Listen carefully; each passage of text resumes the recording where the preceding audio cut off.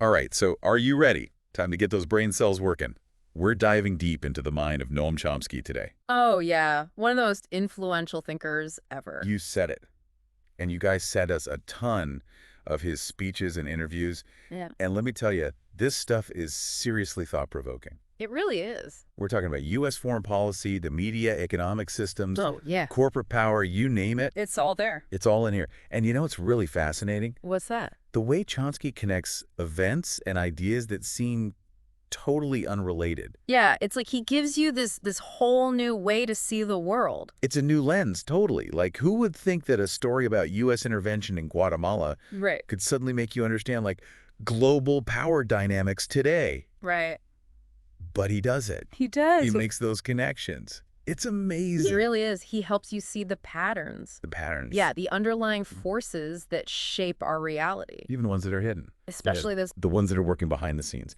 And he really he challenges you to think critically about everything. He does. Like, question everything you thought you knew. Yeah. Okay, so let's start unpacking all of this. Okay. With his idea of the common good. Now, that sounds pretty basic, right? It does, yeah. But it's deceptively simple. Deceptively simple. Because Chomsky uses that idea of the common good as a starting point Okay. to critique how power really works, Okay. He contrasts this pursuit of the common good with the interests of the powerful. Okay. And let me tell you, Yeah. he does not hold back. He doesn't hold back. It gets pretty intense. It gets pretty intense, especially when it comes to how we use the word democracy. Right. Because he argues that sometimes Sometimes. just throwing that word around Yeah. can actually obscure Yeah. mask systems that benefit the elite, Yeah. the few, Yeah. right? Mm-hmm.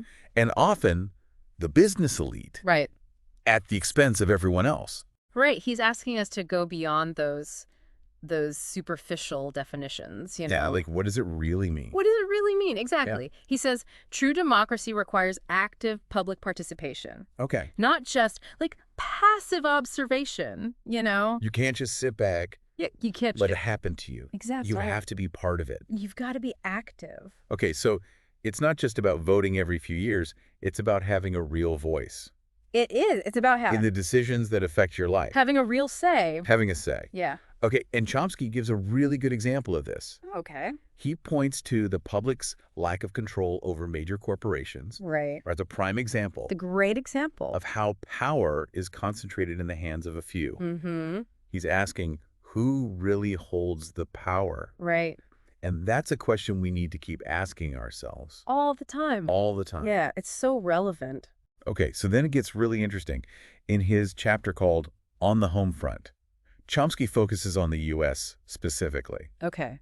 And he tackles things like corporate welfare, manipulation by the media, Yeah. the erosion of those democratic values that we just talked about. Right. So he really dismantles this idea of the free market as a solution. As like a magical solution. As a magical solution, yeah. That'll fix everything. He's like, no, it's not that simple. No, it's not that simple. Chomsky argues that true economic policy, like what really happens, often favors the wealthy and powerful, Right. while the rest of us are just struggling to keep up. Yeah, he's like, don't be fooled by the fancy rhetoric. Don't be fooled. Follow the money, see where it's going. Follow the money. Yeah, it's all about power. Okay, and he actually has some pretty eye-opening examples to back this up. He does. Like, one that really sticks out is his analysis of NAFTA, the North American Free Trade Agreement. Yeah, that's a big one. And he uses it as a case study to show how policies can benefit corporations while workers are left behind. They really are. It's like a perfect example of what he's talking about. It is. Okay, so we're starting to see a pattern here, right? We are. This concentration of power, the manipulation of systems. Yeah, that's all connected. To benefit the few at the expense of the many. Mm-hmm. And it gets even more global in his next chapter, around the world. Oh, yeah, that's where it gets really interesting. Because Chomsky takes his analysis to the international stage and looks at U.S. foreign policy. Right. He digs into U.S. interventions in places like Guatemala, El Salvador, Nicaragua, and argues that these actions, they're often about securing resources and control, even if it means sacrificing human rights and democracy. And that's where those aha moments come in, Yahaha moments. Yeah, he connects historical events to current power dynamics. in a way that makes you see things in a completely different light. A whole new perspective. Like, for example, the U.S.-backed coup in Guatemala in 1954. Oh. Chomsky goes into detail about how this democratically elected government that was making real progress Right. was overthrown, and then it led to decades of brutal repression. Yeah, it's a powerful example. And he argues that it was orchestrated, at least in part, In part. to protect U.S. corporate interests in that region. Right, so it's not just about military intervention. It's not just about sending troops. No. It's about shaping events to benefit certain powerful players. It's about the underlying motives, very the underlying motives. Things that aren't always obvious. Exactly. And Chomsky doesn't shy away from exposing the human cost of these policies either. No, he doesn't. He talks about U.S. support for dictatorships, Yeah. brutal dictatorships in El Salvador and Nicaragua. And it's like he's saying, hey, don't forget about the suffering that's happening because of these actions. The human cost. Yeah, the human cost. It's like he's pulling back the curtain on this whole system of power and control. That most people aren't even aware of. Yeah, he's shining a light on it. And making us pay attention. Exactly. It's heavy stuff, but important stuff. Very important. But wait, there's more. Chomsky also takes on the left. He does, and that can be a little surprising. It can be surprising. So in the chapter, The U.S. Left and Imitations Thereof, he critiques various segments of the left, Right. arguing that they often lack a clear vision or effective strategies to actually challenge these power structures that we've been talking about. So he's not just blindly supporting everything on the left. No, he's not. It's independent. He's independent. He's critical of everyone. Critical of everyone. He doesn't play favorites. He doesn't. For example, he challenges this idea of political correctness, Political correctness. Yeah. suggesting that it can sometimes distract us From dealing with more important issues. yeah, like the fundamental issues of power and inequality. Like, it's not just about the words we use. Right. It's about the systems that are in place. It's about the real problems. Okay, and I remember he used the Million Man March as an example of this. Oh, yeah. Because That's a good one. he acknowledges the positive aspects of the march, The positive aspects. like the self-help, the community building, but he also questioned its limitations. its limitations. Saying that this approach, This small-scale capitalist approach. this approach might not be enough to actually dismantle these really entrenched systems of power. Right. It's not enough to just work within the system. So he's pushing for something more radical, more systemic. He is. He wants to see a deeper analysis. A deeper analysis. Yeah, and a more strategic approach to shifting that balance of power. Shifting that balance of power. That's the key. Okay, we've covered a lot here, but I think we're seeing some common themes emerging, right? Oh, definitely. The illusion of democracy. The illusion of democracy. The power of propaganda. The power of propaganda. The importance of collective action. These are ideas that Chomsky keeps coming back to. They're central to his worldview. And understanding these themes is key to understanding his work. Absolutely. It's like he's giving us this toolkit to analyze events and the systems behind those events. To see the bigger picture. And he's pretty clear that we need to be much more active and engaged if we want real change. He is. So there you have it. We've laid some serious groundwork here. We have. And in the next part of our deep dive, we're going to explore these recurring themes even further. Yes, we are. And we'll see how they play out in Chomsky's analysis of specific events and policies. Oh, So get ready for more aha moments, I'm ready. because there are plenty more to come. Welcome back to our deep dive into the mind of Noam Chomsky. All right, so last time we got into some of Chomsky's core ideas. Yeah, like his critique of how power really works. His skepticism about the free market being this cure-all, Right? and his analysis of U.S. foreign policy, which was, well, Pretty sharp. pretty sharp to say the least. It is. And we also talked about those recurring themes in his work. The themes. Yeah, the illusion of democracy, Right. the power of propaganda, Yes. and the importance of collective action. Those are the big ones. They really are. Those ideas have been sticking with me. They stick with you. They're like keys to understanding his whole worldview. They really are. So should we unpack those themes a little bit more? Yeah, let's do it. Let's start with the illusion of democracy. Okay. Because Chomsky argues that language itself Language itself. can be used as a tool to mask the true nature of power. Oh, absolutely. It's like a magician using misdirection. Misdirection. Yeah, to distract you from what's really going on. So you think you're seeing one thing, but But something else is happening behind the scenes. exactly. And he says this happens all the time, especially when it comes to U.S. foreign policy, Oh, yeah. because he points out how interventions are often framed as these Noble efforts. noble efforts, Yeah. to promote democracy or human rights. Right. Spreading freedom and all that. But the real goals might be totally different. They might be.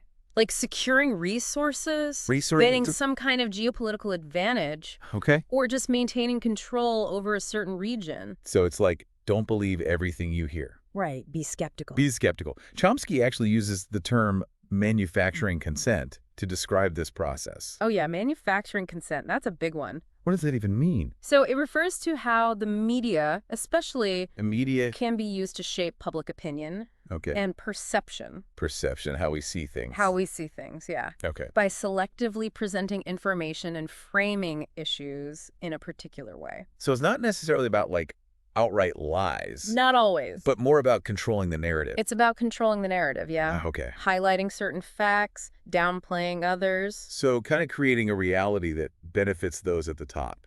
That's Chomsky's argument. And he sees the media as playing a key role in this whole process. Absolutely. They act as a filter. A filter. Yeah, shaping what we see and hear and ultimately how we understand the world. Okay, so if we're being bombarded with this manufactured reality Constantly. how do we break free? How do we even see through it? Well, that's where Chomsky's emphasis on critical thinking comes in. Critical thinking. He really pushes us to be skeptical. Skeptical. Yeah, question the information we're getting. Maybe don't just take it at face value. Exactly. Seek out alternative perspectives. Do your own research. Don't just passively absorb what you're being told. Right. Dig deeper, ask questions, think for yourself. And try to figure out, like, the motives behind the information. Exactly. Like, who's telling me this and why are they telling me this? That's a great question to ask. Okay, that makes sense. Yeah. So we talked about the illusion of democracy, the whole idea of manufacturing consent. Right. What about that third theme? The power of propaganda. How does Chomsky see that? So Chomsky believes that propaganda is a super powerful tool. Powerful. Yeah. Yeah. It can be used to manipulate public opinion and justify all kinds of actions, even things like, Even war, oppression, those really big things. Didn't he use the Vietnam War as an example? He did. Yeah. He talked about how the media initially presented the Vietnam War Okay. as this noble effort to stop the spread of communism. Right. Even though there was all this evidence that the U.S. was losing. Losing. Yeah, and the human cost was just devastating. Yeah. And it wasn't until people started seeing the reality of the war. The real reality. The real reality, yeah, through images and reports that contradicted the official narrative. Contradicted what they were being told. Exactly. That the anti-war movement really started to gain traction. So it's like the propaganda machine was working overtime. It was. To keep people on board with the war effort. Yeah. Keep people from questioning it. So how do we protect ourselves from that? From being manipulated like that? Well, Chomsky believes that education is key. Yeah, critical thinking and access to a variety of information sources. Variety, so not just one. Not just one, no. Okay. He's a big advocate for independent media outlets. Independent. Yeah. Oh. Engaging in open and honest dialogue with people who might have different views. Different views, okay. And just being wary of those who try to oversimplify complex issues. Oversimplify. Yeah, or pit us against each other. Divide and conquer. Divide and conquer, exactly. Okay, so we've talked about the illusion of democracy, the power of propaganda, and then there's that third theme, collective action. What does Chomsky have to say about that? He's a huge believer in collective action. He thinks it's really important. He does. He argues that individuals acting alone Alone. can only achieve so much, You can only do so much on your own. Right. Yeah. He says real change requires organized movements. Movement. So People coming together to demand something better. to demand change. Exactly. Challenge the status quo. Okay. Hold those in power accountable. He uses the civil rights movement as an example, right? He does, a lot. Yeah. The civil rights movement was successful because of the sustained collective efforts of all those people. Countless people. Countless people, yeah, who were willing to put themselves on the line. To fight for what they believed in. To organize, protest, and challenge a system that was deeply unjust. And it worked. It did. So it's not just about individual actions. It's about building power through solidarity. It is. It's about coming together, working together. Okay. To achieve something that you couldn't do on your own. He compares it to pushing a boulder uphill. He does. That's a great analogy. Like, you might make a little progress by yourself. A little. But to get that boulder to the top, You need a lot of people pushing together. And you need that collective effort. Okay, so we're seeing how all these themes connect, right? We are. To challenge the illusion of democracy, Right. the power of propaganda, we need critical thinking and collective action. We do. Those things go hand in hand. And these themes, they're everywhere in Chomsky's work. They are. Like, let's look at some specific examples. Okay, where should we start? Let's talk about corporate power. Okay, corporate power, that's a big one for Chomsky. It is. He sees it as a major threat to democracy. A threat to democracy? Yeah. Okay. Because he argues that corporations have become so huge and powerful that they can basically dictate policy to governments. So they're calling the shots. In a lot of ways, yes. Wow. And he brings up NAFTA in this context, right? He does. He uses NAFTA as an example of how policies can be written to benefit corporations. Okay. But at the expense of workers and the environment. He says it led to job losses here in the U.S. It did, because companies moved their operations to Mexico. To take advantage of lower wages. And weaker environmental regulations. So it's like this sneaky way to put corporate profits above everything else. That's Chomsky's argument. People and the planet. Exactly. He's like, don't buy into these free trade deals. Don't buy into the hype. Don't buy into the hype. And he talks about how the media plays a role in this, too. The media, yeah. Perpetuating this system. They often act as a mouthpiece for those corporate interests. Okay. Promoting a worldview that favors those in power. So that whole manufacturing consent idea. Exactly. It's about creating that narrative that supports the powerful. Even if it's not true. Even if it's not the whole story. Okay, so we need to be aware of these techniques. We do. We need to learn how to analyze what we're being told. Think critically. Think critically. Yeah. And find different sources of information. To find those alternative perspectives. And then what do we do? Well, Chomsky's a big believer in challenging the status quo. Challenging the status quo. Questioning assumptions, demanding something better. Like those folks in the anti-war movement. Exactly. They were dismissed at first. Dismissed. Yeah. But they kept pushing. They kept pushing. And eventually, they forced the government to change course. They did. They changed the whole conversation. So even when it seems like the power is overwhelming. It seems overwhelming. It's still possible to make a difference. It is, if enough people come together and demand that change. So it's about hope. It's about hope, yeah, and it's about action. Hope and action. It's about not giving up. Okay, so I see how all these pieces fit together now, from the illusion of democracy to propaganda to collective action. They're all interconnected. And we're seeing how Chomsky applies these ideas to all these different issues, like corporate power and the role of the media. But he applies them to everything. This is really eye-opening stuff. It is. It's powerful stuff. Okay, we're back and ready for the final part of our deep dive into the mind of Noam Chomsky. And we've really gone deep, haven't we? We have, from the illusion of democracy to the power of propaganda to the importance of collective action. We've covered it all. It's a lot to take in. It is, but it's been so insightful. It's like Chomsky is giving us this whole new way to see the world, you know? I think that's exactly what he's doing. A whole new framework for understanding how power works, how things really operate. Absolutely. But it can be a little overwhelming, right? You can. Like, we've identified all these huge problems, these systemic problems. Right. But where do we even start to address them? It feels almost impossible. I understand that feeling, but Chomsky doesn't just leave us with a sense of despair, thankfully. He doesn't. Okay, good. No, he offers some concrete actions we can take, things we can do to challenge these power structures. Okay, so what does he suggest? Where do we even begin? Well, he consistently emphasizes the power of organized collective action.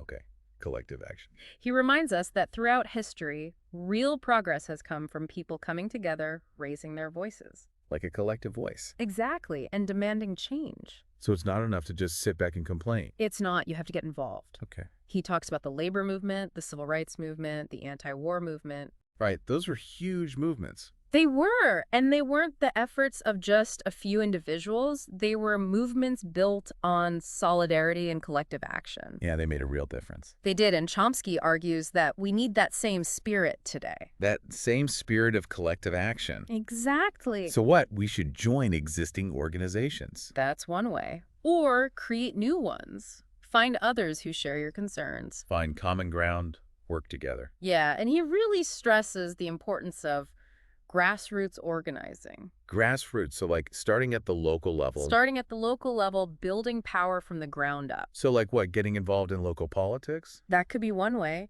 Or supporting community initiatives. Organizing around specific issues that affect your community. So find your entry point, wherever that is. Find your entry point and jump in. Okay, but isn't it a bit naive to think that these grassroots movements can actually make a difference? Make a difference against those huge institutions and power structures. Yeah, like isn't that a bit of a David and Goliath situation?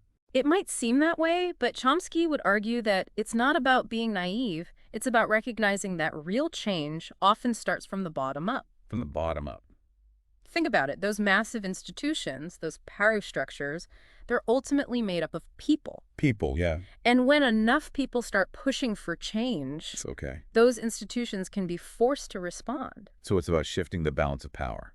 Exactly. And that brings us to another important point that Chomsky makes. Okay, what's that? The importance of education and awareness. Okay, education and awareness. He encourages us to be critical consumers of information. So don't just believe everything you hear. Exactly. Question the narratives you're presented with. Seek out those alternative perspectives. So it's like we talked about before. Don't just passively accept what you're told by the mainstream media or those in power. Be skeptical. Think for yourself. And support independent media. Yes, that's important too. Okay, so it's collective action, education, awareness. We need to be active on all these fronts. It's a multi-pronged approach. And that can feel really daunting. It can. Like, where do I find the time? Yeah. Where do I find the energy? It's exhausting just thinking about it. But Chomsky reminds us that change takes time. Time. Okay. It's not a sprint, it's a marathon. Oh, I like that. It's about sustained effort, persistence, a willingness to keep pushing even when progress seems slow. So don't get discouraged if you don't see results right away. Exactly. That's what those in power want. They want us to feel powerless, to give up. To think that nothing we do matters. But Chomsky reminds us that throughout history, ordinary people have achieved extraordinary things when they've come together and refused to give up. So it's about maintaining hope, even when things feel impossible. It is. Hope is essential. It's fuel, right? It keeps us going. It does. And I think that's really what Chomsky's work is all about. It's a message of empowerment. Empowerment, even though it can be pretty critical of how things are. It is. But at its core, he's saying that we're not powerless, that we have agency, and that we can make a difference. Wow, I feel like we've really gone on a journey with this deep dive. We have. We've explored some really complex and challenging ideas. We have. But I'm actually walking away with a sense of hope, a sense that change is possible. Me too. I think that's Chomsky's ultimate goal. To give us hope. To inspire us to think critically, to question the status quo, and to get involved in creating a more just and equitable world. It's not going to be easy. It won't be, but as he says, the only way to lose is not to play. So well said. What an incredible deep dive this has been. Thanks for joining us as we explored the ideas of Noam Chomsky, one of the most influential thinkers of our time. That's been a pleasure. We hope this has sparked some new ideas, encouraged you to think critically about the world around you, and maybe even given you a little bit of hope. Because remember, a better world is possible, but it's up to all of us to make it happen.